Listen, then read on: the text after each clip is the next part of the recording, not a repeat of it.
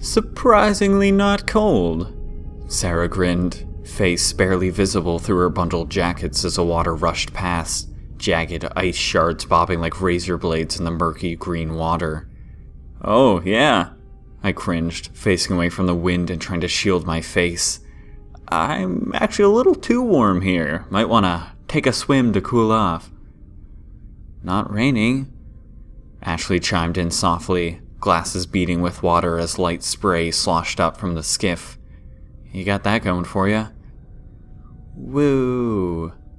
I half-heartedly cheered, unwilling to take my bundled fists from my pockets as the boat lurched slightly, spines of ice dancing along the bottom of the hull with faint scraping. The glacier loomed ahead, massive and daunting, a wall of blue ice clambering towards the murky sky.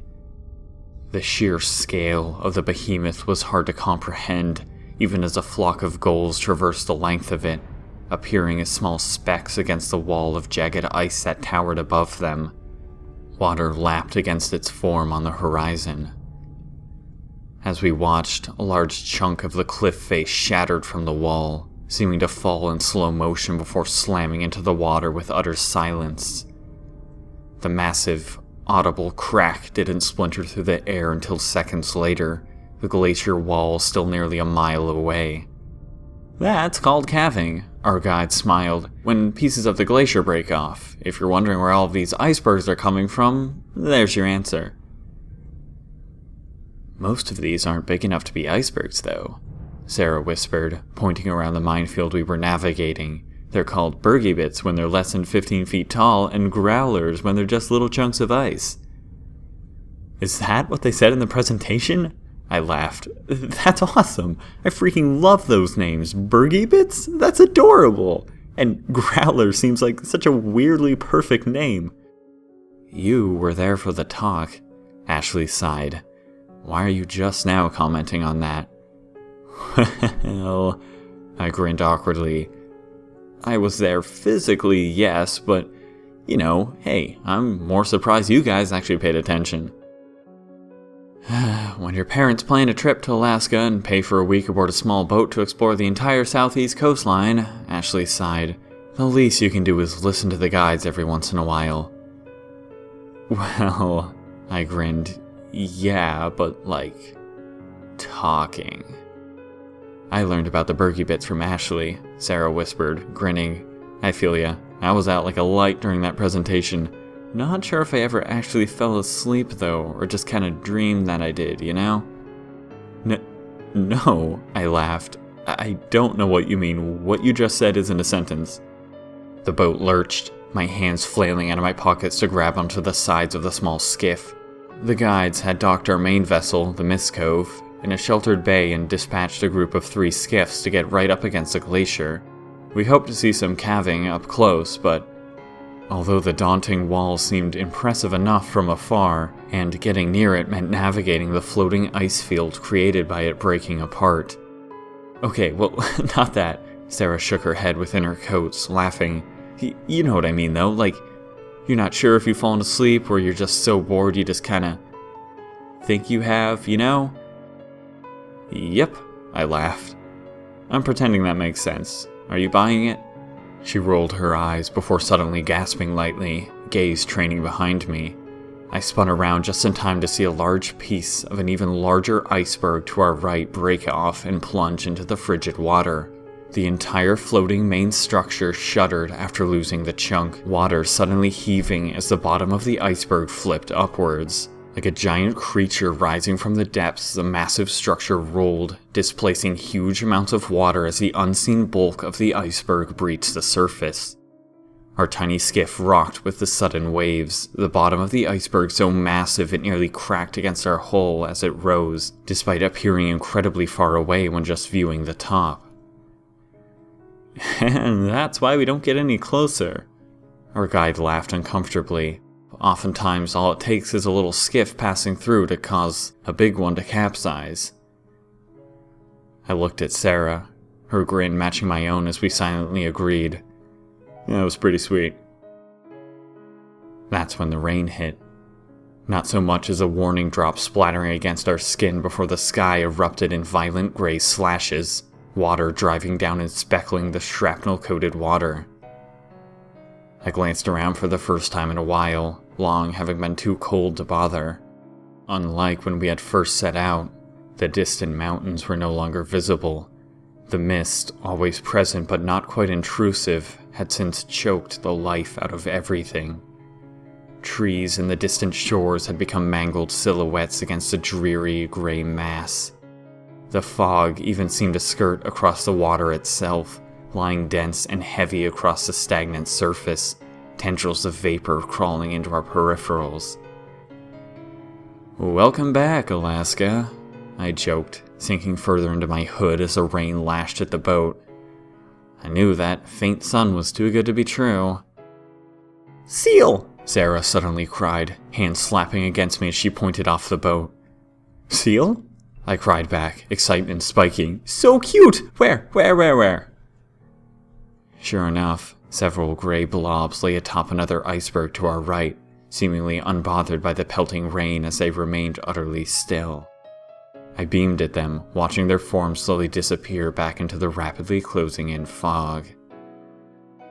And that's when the next iceberg passed. Seeing fur atop it, I instantly went to speak out in excitement, only to feel the words turn sour in my mouth as my eyes trained on the form. The figure quavered violently in the now howling wind, flesh flapping like tattered ribbons amongst jagged, decayed bones. The carcass was mangled to an extent that made it difficult to tell exactly what the bloody mess once was, but based on the feathers violently scattered across the icy surface and clinging to the patches of gore, it looked to be some kind of eagle. A big one, at that. I let out a breath, glancing at Sarah to see her staring in the opposite direction. Our guide seemed occupied as well, gazing headlong and attempting to navigate the ice field, having to slow considerably as the visibility worsened further. "Radio check." Her radio suddenly buzzed. "Skiff 2 and 3, roll call." Our guide fumbled for it, wincing into the fog and not tearing her eyes from the water. She lifted the device and spoke into it. "All here," she replied back. "This is Tess with Skiff 2. You guys at the Glacier yet? This weather moved in faster than we thought. May have to call it off." "We're right behind you, Tess," the radio chattered. "We're further than you are from the Glacier. We'll consider options later. Let Skiff 3 report back first." "We're gonna smack into the darn Glacier with this fog," Sarah grinned, wincing into the rain. "Then we're gonna get our faces calved off." "Number one trip," I laughed, trying to rid my mind of the corpse. I hate not having a glacier on my face. My eyes slowly wandered back to the iceberg, an unease eating at my stomach. I barely caught the final glimpses of the carcass before a wave lapped over its surface, dragging the foulness over the edge and into the murky water. No one else seemed to have seen it. "Skiff 3, radio check." The chatter again repeated. "Please confirm roll call." "Oh shit," Sarah smirked. "Skiff 3's gone." "We've lost her," I played along. "Dead people everywhere." I winced as another piece of ice cracked under the boat, horrid scraping sounds resounding out from under the hull as it tumbled past us. "Skiff 3, the chatter continued. please come in. Skiff 3, Alicia, radio back now." But actually, I laughed to Sarah, lowering my voice. Maybe they got their faces calved off. The spookiness begins. "All here." The voice faintly crawled out of the speaker. "This is Alicia with Skiff 3. My volume is too low for all of this wind. Didn't hear your call, Matt. My apologies." Static again. I now couldn't see more than 10 feet in any direction from the boat, even as the driving rain slowly thinned out. I quickly realized, however, that this was because the rain wasn't thinning at all. It was being replaced. The snow drifted, even thicker than the fog, flakes shuddering black and gray against the colorless void around us. "So what do you think, Matt?" Our guide spoke into the device. "It's getting really rough out here. We probably won't even be able to get close enough to see the glacier at this point." That's when we passed another seal. It floated by on an iceberg just to our right. My body nearly tipped the skiff as I leaned over the side to get a closer look at it. "I bet even that thing isn't fat enough to handle this." Ashley shivered, wiping her glasses to remove the softly accumulating snow. I laughed, the sounds rapidly descending into uncertainty as my eyes narrowed. The seal wasn't moving. Its gaze stared headlong, solid black eyes bulging from its adorable pug-like face. It showed no signs of decomposition or even a sign of injury. And yet, something was wrong with it. I watched a snowflake slowly traverse the wind, whipping in circles with a sudden gust before softly coming to rest on the seal's open eye. The creature didn't blink it away, didn't so much as bat an eye as a crystalline flake shivered against its cornea. And another flake softly landed beside it. Neither of them melted. "Come in, Matt," our guide repeated. "This is Skiff 2. We have no visibility. We're boarding. What's your status?" The stagnant seal carcass slowly disappeared into the driving snow, leaving my stomach to descend into a void in my chest. My own hands were dead white as I pressed them against the side of the boat. I hurriedly shoved them into my pockets, glancing at Sarah to see her eyes still trained back at where the seal had disappeared. Had she noticed something was off about it too? Skiff 3. Matt spoke over his radio. "How is visibility closer to the glacier? Do you see Skiff 2 approaching?" Static. Our boat lurched to a stop, a massive iceberg suddenly looming forwards in the mist directly in our path. The engine sputtered, spitting up water as our guide began reversing the boat slowly, carefully trying to turn out of the way as the behemoth slowly drifted forwards. I could tell she was trying to be extremely cautious to avoid backing the propeller into any ice chunks, but it came at the cost of time, and the faceless giant was upon us before we could fully drift out of the way. The plastic and metal side of our skiff screeched against the ice as the beast resounded with a deep, guttural crack, like a tree snapping in two. My mind instantly flashed back to how the earlier iceberg had capsized and the unbelievable size it had revealed itself to be. My heart squirmed into my throat, the copper taste enough to make me sick as I couldn't resist gazing over the edge into the depths of the iceberg skidding past us. My stomach dropped. An entire planet of ice yawned out below us, its magnitude like something out of a nightmare. I could almost imagine the deep crack from earlier plummeting through the depths of the iceberg down into the abyssal darkness past where it was consumed from view. For the first time in a while, neither Sarah nor I said anything, just braced against the cold and stole a glance back at the guide who fumbled with the wheel. "I can't see Skiff 3, our guide spoke into her device, having to raise her voice above the wind. "Alicia, where are you in relation to the glacier?" Garbled static. "Is that them?" Ashley stammered, gloves rubbing against her lenses as she put them back on her face and leaned forwards. I followed her gaze, seeing nothing but fog in the distance, haunted silhouettes of jagged ice slowly drifting past like specters. "Alicia," our guide repeated, "do we have radio interference? Where are you located?" A flash of red suddenly shattered into view off to our far left, the hazy glow distant and faint. It slowly lifted into the air with a barely audible sizzle, the bang of the flare gun reaching us several seconds later. Sarah and I were again speechless, our joking demeanor utterly stifled as our guide frantically started towards the rapidly dwindling light as it was again consumed by the oppressive dark mist. The engine hummed loudly, our guide straining her head as we brushed past several large ice chunks, each closer than the last.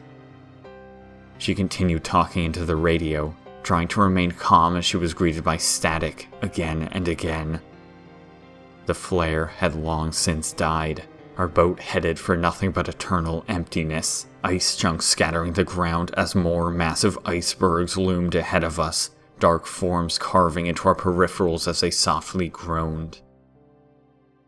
The radio shrieked over and over, faint inaudible words spilling from the speaker as ghostly giants rushed past our boat and water sprayed upwards with cold indifference.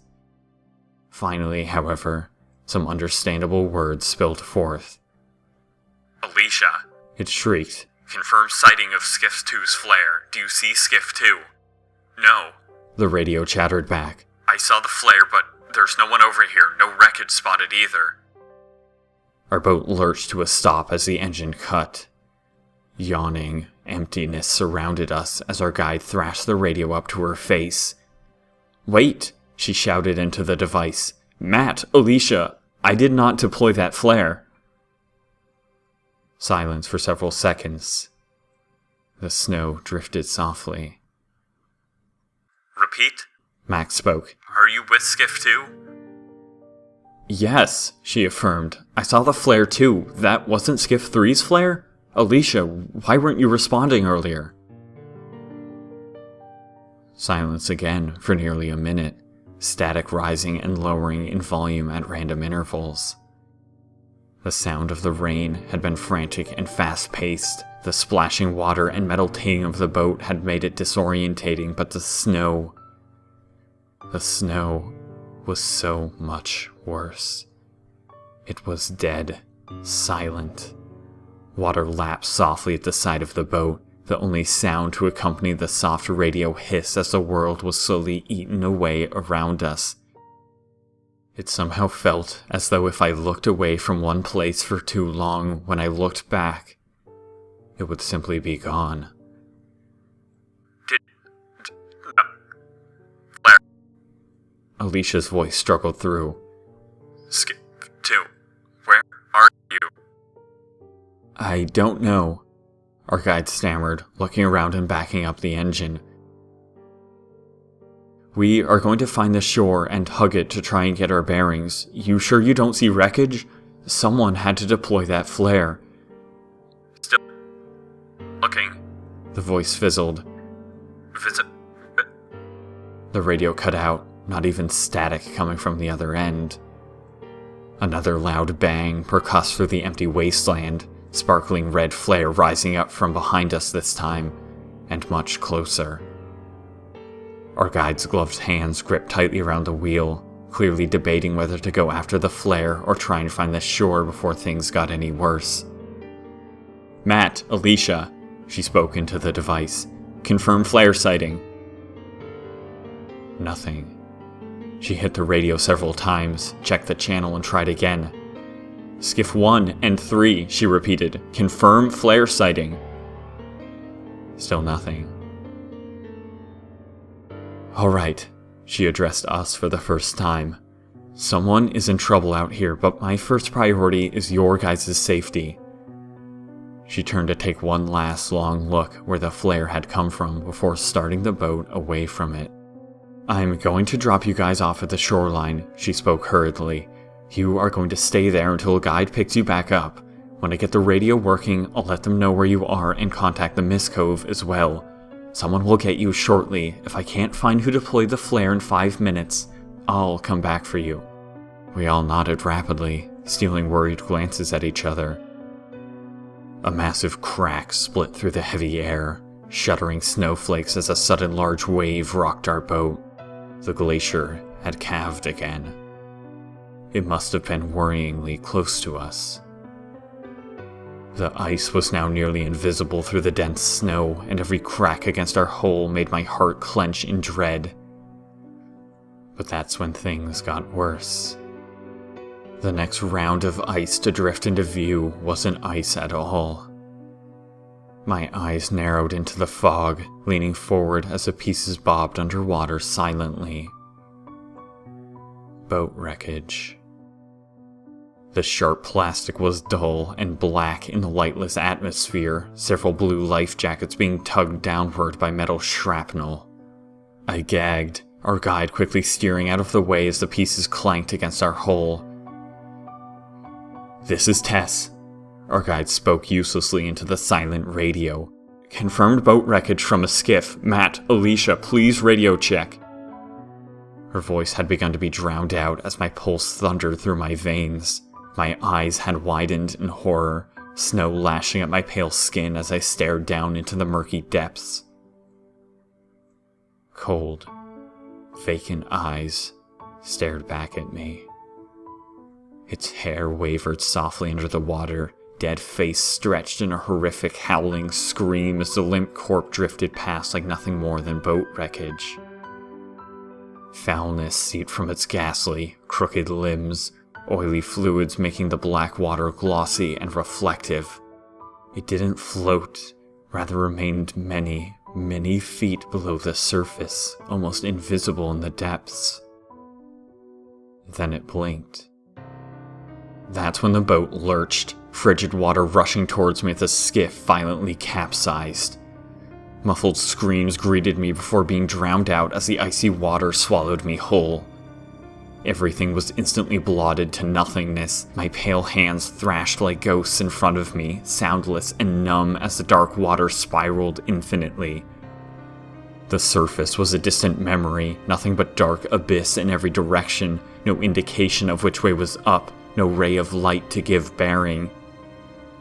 The water was so unimaginably freezing that my muscles convulsed into shock, my lungs shuddering into stagnation, my panic gasps unable to force them into movement even as my head breached the surface and driving snow again clawed at my face. I thrashed around in panic, greeted by utter stillness. The glassy, impossibly smooth surface of the water was dotted with jagged ice shards both near and far. And yet there was nothing else. No skiff wreckage, no bodies. Gagging on water and having to fight for every breath, I weakly tried to call out for help, tried to call to Sarah or Ashley, yet was greeted by utter silence. The snow fell in heavy indifference, slow and straight down, not a single gust of wind traversing the surface of the motionless water. I cried out again, even weaker this time, being greeted by the exact same scene no matter which way I turned. Suddenly, however, a violent splash of water resounded to my right, and I turned just in time to see Ashley claw her way to the surface. That's when another flare burst overhead, this time being followed by shouting voices through a megaphone. The voices were too distant to make out, but the water surface was suddenly disturbed by waves as the shadow of a boat loomed into view. Ashley managed to choke out a cry for help, and it wasn't 30 seconds later that the boat was nearly on top of us, several men in brightly colored orange suits scrambling to the sides as they spotted us. Their jackets read search and rescue. Many of them were holding flare guns. But that's when something grabbed my leg. The icy grip somehow seared into my flesh despite my utter numbness, and I felt the surface again slip past my head with another bout of swirling darkness. I thrashed, feeling the grip suddenly loosen as my head again breached the surface and I gagged for air. "John!" Sarah cried, dull, gray eyes encircled by rings of hideous black as her sickly blue skin stretched taut around her shivering form. I spat up more water, my limbs quickly becoming too tired to keep my head above the surface. This time, however, the water was again violently churning with waves as the snow whipped around in a fury. "Where's Ashley?" Sarah coughed periodically. "And Tess?" I shook my head, teeth chattering feverishly as I gagged out. I don't know about Tess, but... I stopped cold, suddenly pinwheeling in every direction again. The search and rescue boat was gone. So was Ashley. What? I sputtered out, every new passing wave dunking my head underwater. She was just... They were all just... She might have sunk. Sarah spit out water, shaking limbs doing little to keep her afloat. Check below you. Sunk. I coughed, looking below me, seeing nothing but the reflective water surface. People don't sink. You did, Sarah gagged. I had to pull you up by your leg. My eyes widened as I recalled being yanked under the surface, away from the search and rescue boat. That time, someone had grabbed my leg. Wait, I stammered, my quaking muscles harder and harder to move. When you grabbed my leg, I was underwater? Sarah nodded hastily, long black hair sticking together in frozen clumps. No, you pulled me underwater, I corrected, words nearly incoherent. I was on the surface with Ashley. We were going to be saved. Sarah shook her head, falling beneath the waves several times as she gagged out. No. Drowning.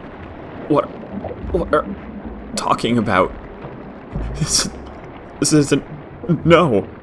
I cried, dunking my head underwater, yet seeing nothing but inky darkness.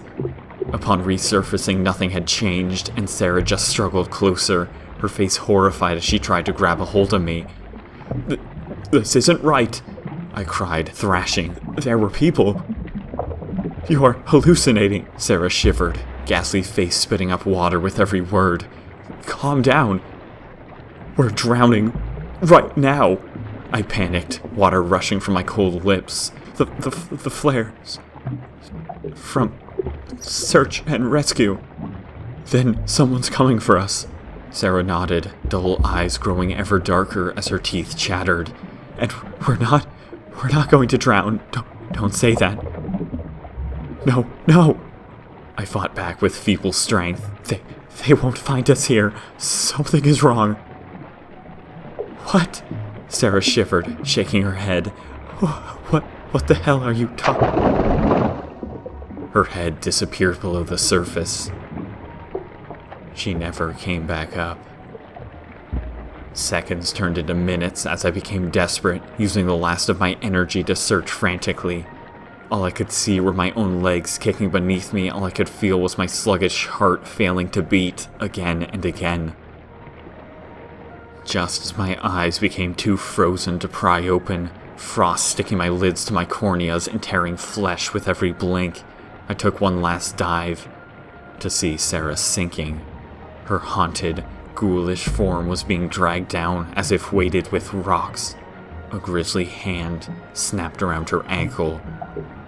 The telltale orange color of a search and rescue jacket, barely visible in the deep abyss.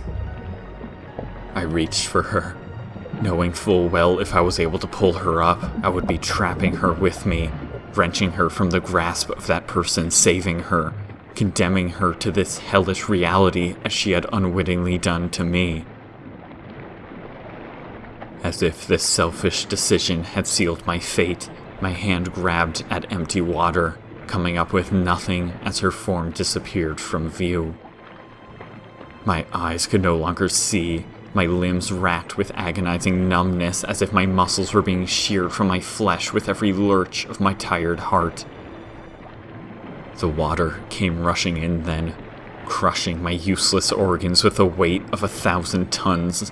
My lungs tore like paper sacks, ice crystals splitting apart my throat. And yet I didn't die. I felt my eyes rupture and my heart stagger to a brutal stop. And yet, I'm still here. This hell, this purgatory. There is no escape. Darkness surrounds me, the cold never ending. Someone save me.